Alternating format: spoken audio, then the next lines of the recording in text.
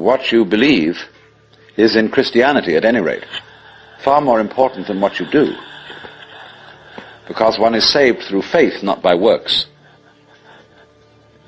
And early in its history, the Christian church rejected the movement in the church which had been known as Gnosticism, from the Greek gnosis, which means knowledge. And in a way there were some sound reasons for doing so, because the Gnostics were what I would call anti-materialists. They divided human beings into three classes that were called, respectively, pneumatic, psychic, and hylic. The last one being H-Y-L-I-C,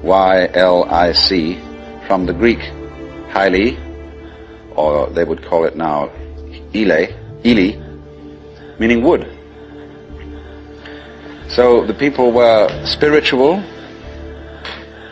psychological, and wooden.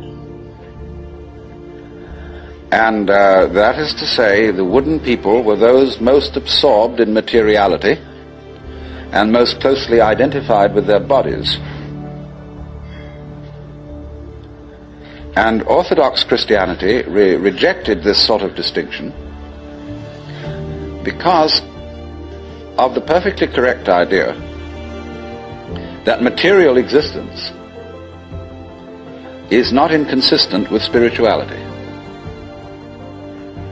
This is something which most Christians have forgotten. But they do believe, as the central principle of Christianity, in what's called the incarnation. That in the Jesus of Nazareth, Almighty God did in fact become material, become human. And by this process initiated a transformation of the cosmos. In the words of St. Athanasius, God became man that man might become God. And you don't hear that from the pulpit very often. The Christian church therefore emphasized pistis, or faith, as against gnosis, or knowledge, because they said you can never know God. God could never become an object of knowledge. And in this funny roundabout way, the Christian theologians were saying exactly the same thing as the Hindus. Only the Hindus do call this knowledge of God through faith, they call it jnana, which is the same as the Greek word gnosis.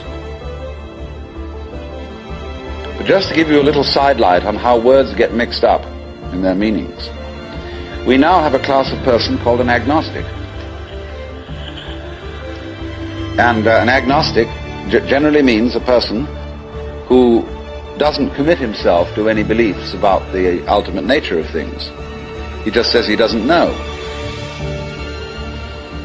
But the original word, agnosia in Greek,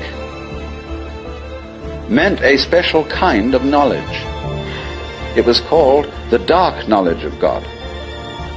The knowledge of God in the cloud of unknowing, to use the title of a mystical treatise written by an anonymous 14th century English monk. This monk derived his ideas from a very mysterious figure who wrote under the name of Dionysius the Areopagite. Dionysius was a 5th or 6th century Syrian monk who had learned his mysticism from Porphyry, who got it from Plotinus, who was a Neoplatonist, and who probably got a great deal of stimulation from the intellectual world of Alexandria. And Alexandria, in the early years of the Christian era, was a tremendous exchange place between East and West. Buddhist monks visited Alexandria. It was one of the great centers of trade between Rome and India. And as you may know, all Rome's gold eventually went to India for the purchase of pepper. And as a result of this, the Roman economy collapsed.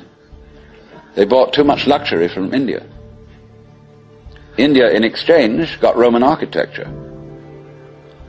And you'll see a lot of Roman architecture in Indian temples.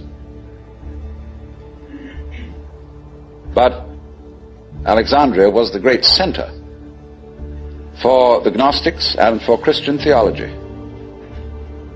And some of the greatest theologians, Clement, Origen, Athanasius, St. Cyril, all worked out of Alexandria.